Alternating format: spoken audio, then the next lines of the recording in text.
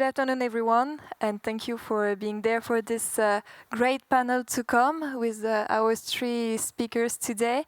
I will first let them introduce themselves before that we go into questions, but start thinking about your questions because we will make you involved in this discussion to be sure that we'll address the big questions that you have and the main topics that are of interest to you. I'm really happy to be there. I'm Faustine Fleuret, president of Adan, which is a professional body that represents Web3 professionals in Europe. And so, as I said, I am with three great speakers that I will let them introduce themselves. So please start if you want.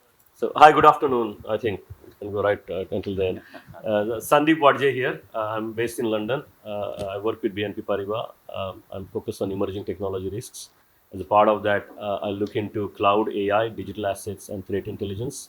I've been with the bank for 7 years, and then particularly on digital assets, the focus is on all sort of use cases, particularly what's going on right now, whether it is tokenization or the upcoming things like ETF, etc.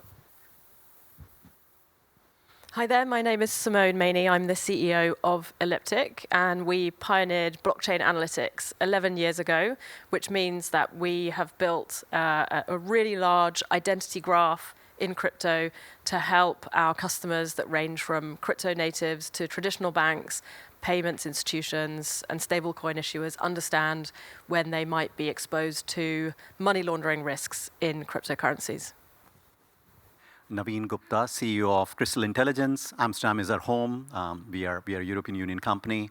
And basically, we do blockchain monitoring, analysis, forensics for on-chain, for governments, for private sector. Anybody who's related with crypto uses us to identify and eliminate risk in the system. Thank you. So today our panel is about compliance and data-driven risk mitigation. Indeed, among the preconceived ideas that they can exist around crypto assets and blockchain technology, there is a risk in terms of money laundering and financing of terrorism, which gave at the very beginning a quite negative image about the sector. And actually, we'll see that it's not really the case. But as I said, we wanted with our speakers to turn to you to be sure that we address the right topics with you. Would you have questions to our speakers related to those topics? What would you like to ask to them?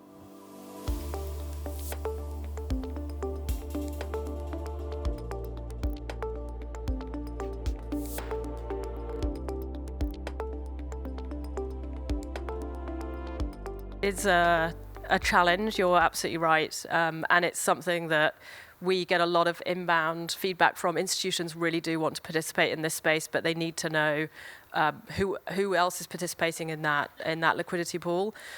It's not straightforward to solve, but we're working really hard on that. I think one of the emerging risks that we definitely see is what we call cross-chain crime. Like it is really the frontier of crypto-enabled crime at the moment. I think we all know that criminals will find the weak points and exploit them faster than anyone else can figure out where they are. And particularly we see the North Korean hacking group, the Lazarus group, using cross-chain bridges and exploiting those in order to launder funds through decentralized exchanges. That is their modus operandi at the moment. So it is a big concern. We are now tracing through bridges, so that is helping to close down one of those avenues. But yeah, there are numerous other attack vectors that we're still working on as well. I think building on just what Simone said, I think there is no perfect tool out there, like you rightly said, because the participants in the groups are not KYC'd. There is no way for us to be able to track and link it to any single PII information, right? Even if we know the wallet address. I think a few things need to happen. One, of course, a lot of projects are aware that if it just keep it this way, then they are not able to access institutions who are essentially afraid, like you rightly said, to interact with somebody whom they don't know is a North Korean actor or what have you. So there's definitely a move. For example, you may remember Aave Pro, and that was a long time back. It has not taken off, but there are a lot of other people who are working in the same direction to say, hey, could we create a fenced version where participants could come in and out and they are able to provide the KYC information? Because then for a customer like yourself or many others, it provides a venue where you're dealing with somebody who's known and you know that the funds are not illicit or they're not being used for illicit purpose. I think there also needs to be more both regulatory and industry movement in that direction as well. And we as tools, as infrastructure, can support to make that happen. But this is work in progress, just to be very direct. Couple of things, again, because when this crypto wave started in 2021, and crypto went to the top, then it came down. One is, particularly if you look at outside Bitcoin and Ethereum, for the rest of the ecosystem, and particularly the question around liquidity pools, there is no credit risk management discipline or a standard that is being enforced today. That is the biggest problem. You don't have equivalent of Basel II, Basel III for the crypto world. As long as it's not there, you still run into the risk of this is being a wild, wild west. And that's what in reality the situation is. So you really don't know, because there is no proof of where is this money coming from? Where is this high interest coming from? So that's part of the one. Part one is how do we, and I would suggest the industry do it first, before the regulators actually enforce it, because then it would be too late. So how come the industry set some standards for itself as to how this thing is done and how you can have more transparency around where is this money coming in a particular liquidity pool from. Second, again, I'm talking about collectively all of us, and I'm very passionate about crypto. We have not done a good job calling out the bad people. Because if you set some sort of a rating standard as to what is good in crypto and what is bad in crypto, the problem you see in some of these liquidity pools, or particularly the bad actors coming in, it will automatically go away. And particularly, again, if you look at ETF as a topic, the conversation that I'm trying to drive is, let us say you have a client with underlying crypto assets exposure. Can we guide the client on what are the safe tokens to invest so that they stay away from everything else? That way, then, we are also bringing some level of standardization. Because we started with Bitcoin. There is a conversation already on Ethereum, ETF. I'm sure others will follow as well. So the more you focus on standardizing, creating some baseline of what good crypto looks like, and calling out the bad actors, that will also solve the problem. But the biggest issue, in my opinion, is the whole credit risk discipline. Until that, it's a much bigger problem. So you started to draw a bit the landscape, but maybe to come back to the basics, what's actually the true level of the FT risks in the crypto markets? Where those they materialize the most? And can we also speak about the opportunities that blockchain technologies and crypto assets present in terms of detecting those risks and in terms of making easier the compliance with the regulation in this topic? I can kick off, right? And I think this is something that's not spoken about generally, but the first thing I want to speak about is culture, right? So a lot of time in organizations, there's not a culture of managing risk. Crypto is in some way wild, wild west. It's thought to be, hey, at a founder level, essentially it comes down to say, hey, we'll do whatever, and hence when they are getting institutionalized, that culture of risk is not established. The moment you establish that culture of risk and compliance to say, I want to do the right thing and make sure that there is no bad actors that essentially play in it, then it essentially flows through the organization, and multiple tools, services, and discipline gets formed to be able to use it. So to me, the number one thing that we essentially see, for example, banks are on the other extreme. If you look from 0 to 10, banks are at 9 or 10. The crypto companies a lot of time are at 0 to 1. So want to make sure that the 0 to 1 companies essentially move towards a culture which is compliant, which is risk, which essentially says regulatory first. It's happening, but probably not to that extent, and it needs to move more in that direction. And then tools, discipline can essentially help to underpin that. So I think that's the key important part. What is the intention at the top? Yeah, I guess my experience is maybe a little bit different. We started the company 11 years ago, and we've been selling to the biggest crypto players in the world since well before there was regulation. Crypto businesses on the whole, not everybody, but on the whole, have wanted to do this the right way since the beginning. Because I think there's been a recognition that there can only be mainstream adoption if we work out how to work with mainstream financial services.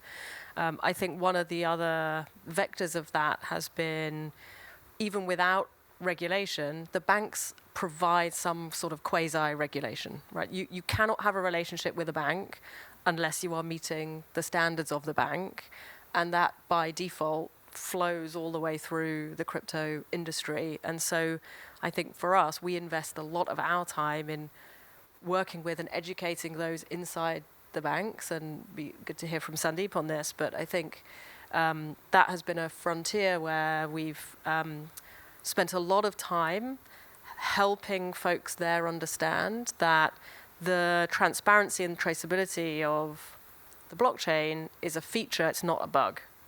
And I think often people do go in with the preconception that it is more prone to criminal abuse, it's harder to trace movement of funds. And actually the opposite is true if you really understand it.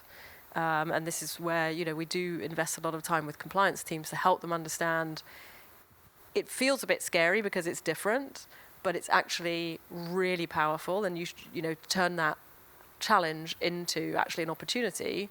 It can be really effective from an AML CFT point of view.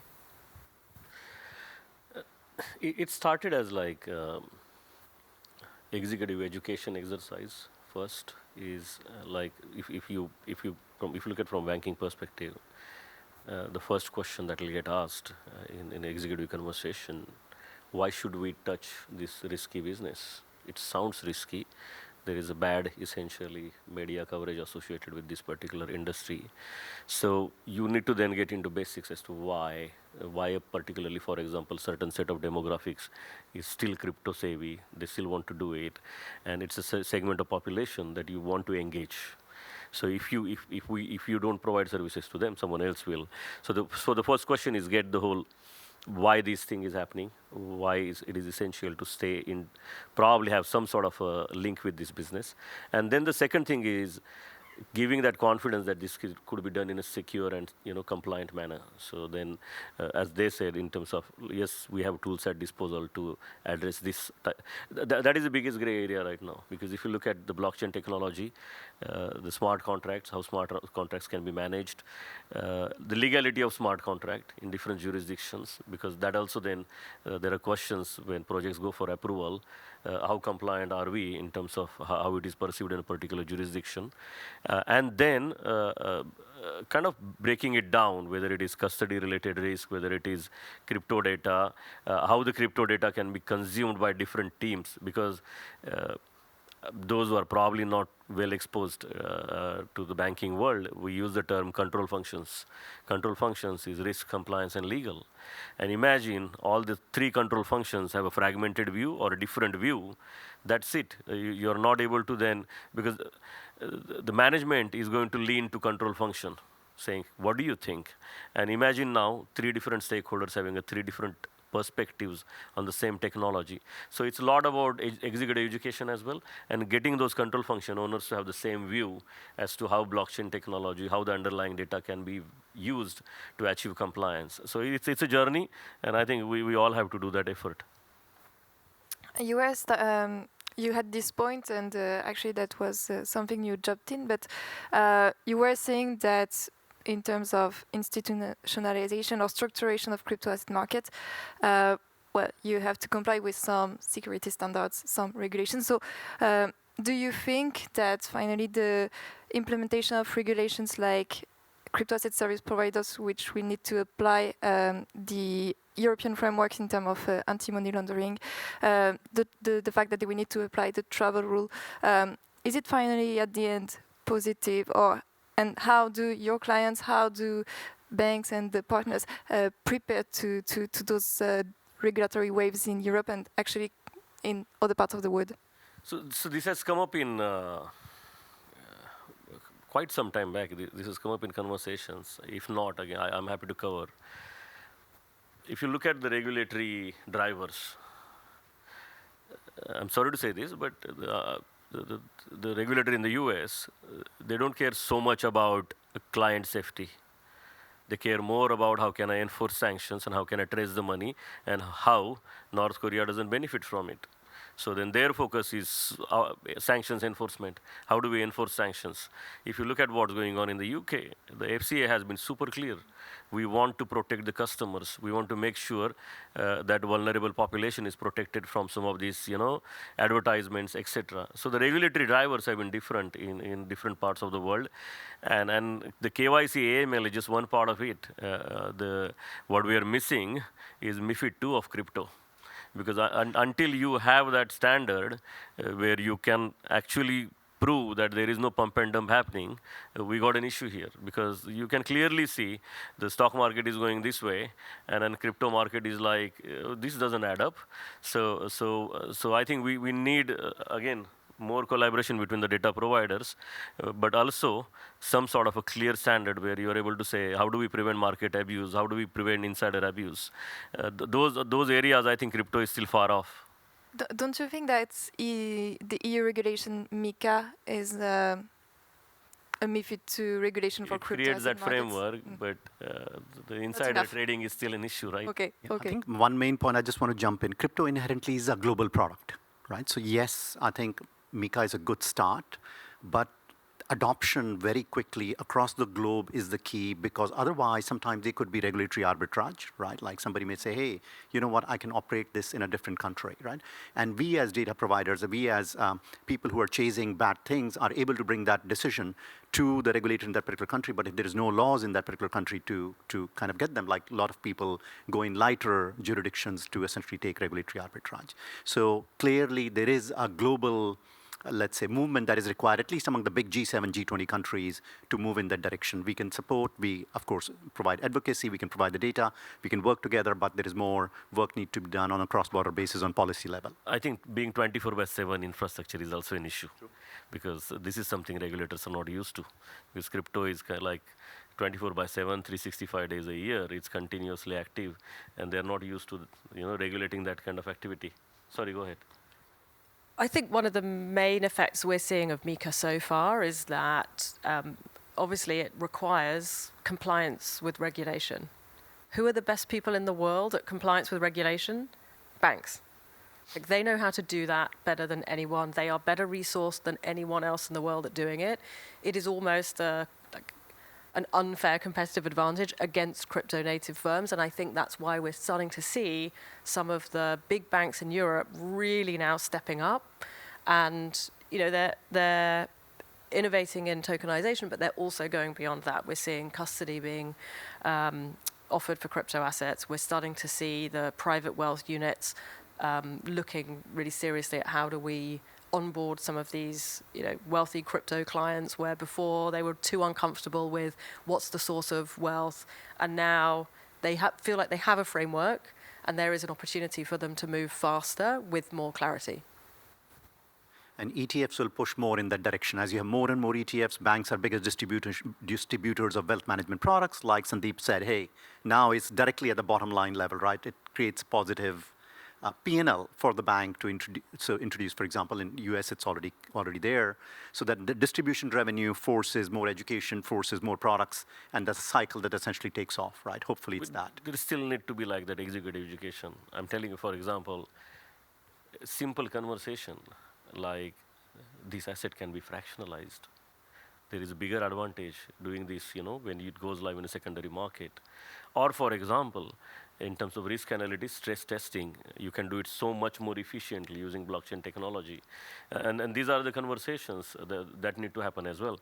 Because the issues that we had, for example, Silicon Valley Bank or what happened with, Credit Suisse, the blockchain technology is a perfect answer. Because in a truly tokenized worlds, you can do stress testing bank run scenario at a click. You then don't have to worry that what is my, you know how many people work in most of the banks, at least 1,000 or 2,000 people on liquidity stress and credit risk. And their job to report that to the regulator would be so easy if you adopt blockchain technology. But that is not the message because of all that coverage around native crypto. The advantages are a little bit like, not clear to a lot of executives. Maybe one figure, you have today 18% of the Dutch population holding crypto assets, 17% of the Brits who hold crypto assets. We're a bit at the bottom of the race, but the French people are 12% holding crypto assets. That's not that bad. What we see in this survey that I have the source, is that the adoption is growing, but if banks were more happy to provide services in terms of crypto assets, allowing their clients to acquire crypto assets, they would prefer, those citizens would prefer to refer to banks rather than pure players. So there is adoption, it's growing. The regulatory environment is getting clearer and clearer. So in your view, what's missing so that there is a full institutionalization? Is it about the topic that we are dealing with, the risks that are still here and that are still to be handled by, tech providers and pure players, or is there anything else that makes that we are here today? It's an idea on the table, by the way, and I'm going to use that word that we discussed in an imaginary bank.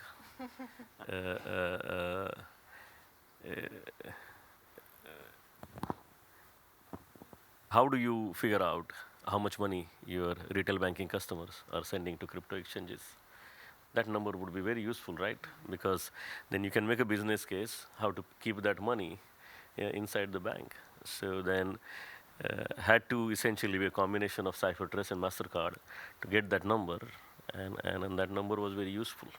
So what I'm trying to say is, if you collectively as a data providers create a report that says top 10 banks in Europe, this is the money your customers are sending to crypto exchanges, trust me, that will change narrative completely, because I don't think many people know how much their own customers are sending money to crypto exchanges. So we did this exact exercise for a bank, but that's not what they had asked us for. What they'd asked us for was help us ensure that we stop our retail customers sending funds to crypto businesses. So we did the analysis, and the conclusion was, oh wow, this is how much our customers want to participate in crypto, and it completely changed their perspective around. We need to do this a little bit much more coordinated manner, yeah. But there is one more thing that we are currently engaged with the institution on is stable coins, because as you know, the bank makes money from the free deposits in the bank accounts, which are called liability balances. So let's assume Navin has $100 in the bank today, and tomorrow I put 50 of that in USDC, USDT, or any other stable coin. Suddenly, bank has lost $50 in my liability balance. That essentially brings the revenue or the profitability for my account for the bank to 50%. And then second, now they have no view into what I'm using that stable coin for in terms of transactional commerce. So it could be like the interchange in terms of lots of things, credit card, debit card not getting used. And to me, that's a discussion also has started at the institutions to say, if a portion of our liability balances, free deposits, were to convert themselves into stablecoin, what are we going to do? So let's look at how we can adopt at least the stablecoin part of the business in-house. And then, of course, powerful mechanisms like us can make them safe, provide the infrastructure that they are able to do it in an effective manner. Even they decide not to start with speculative instruments like Bitcoin or others, right? Which primarily the use case is for money to go in and out. But stablecoin use case is far more direct. Well, Bitcoin is not speculative anymore. It's BlackRock has 20 billion AUM now. It's not speculation. So after 20 billion, everything becomes non-speculative. Just pulling your leg, no harm meant. So we have 2 minutes before the end of the panel, so we can give the opportunity for a last question.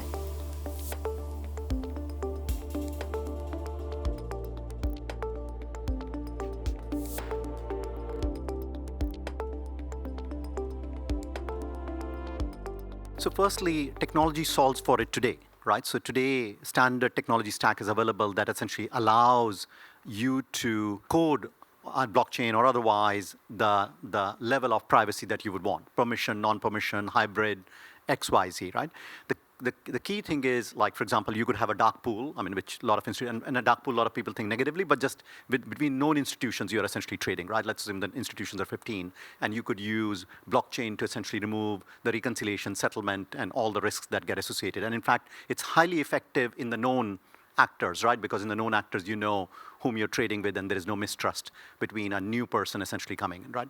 So the technology is already there. So I don't think it's a question of technology. It's the question of use case adoption. It's the question of legality. It's the question of, out of the 15, one was to go bust, and if we were to go to the court of law and then say this transaction was settled on blockchain, would the judge understand and essentially side in the favor of the rest 14, or would abide by the code that has been written in the Genesis block, before the Genesis block itself, right? So a number of those regulatory part needs to catch up for this to happen. But technology is almost there. That would be least of my worries, at least from what I can see. I think I agree with you. So if you look at the credit risk example, we have an obligation as a financial institution to be very transparent as to how we are running our, the kitchen. So I think you need to have privacy in mind, but you need to also have your regulatory reporting obligations, and how do you fulfill those? That goes back to, and you and I had offline chat on that topic before, it's the whole data standard for the blockchain and crypto ecosystem, and how that data standard would then help you maintain privacy elements, but also then do reporting efficiently. So I think there are companies have come up. I think there is a company in Switzerland. They created this Actus data standard. But I think compared to and there is someone from Bloomberg in the audience as well. So how do you essentially the market data requirements for crypto or digital assets? How do you make it happen? Yeah, and I think about, this was 2 months ago, roughly, a German court accepted a blockchain forensics tool as evidence and actually passed a judgment in which a criminal was prosecuted. And cases like these, and there needs to be hundreds of these cases where judgment is cited, and then people can follow precedents. So then people feel secure, hey, not only what I'm doing is fit and proper, but it'll stand in the court of law, right? And I think all of us are working in that direction. Thank you very much. Thank you very much. And let's see us at another panel. Thank you. Thank you very much. Bye, guys.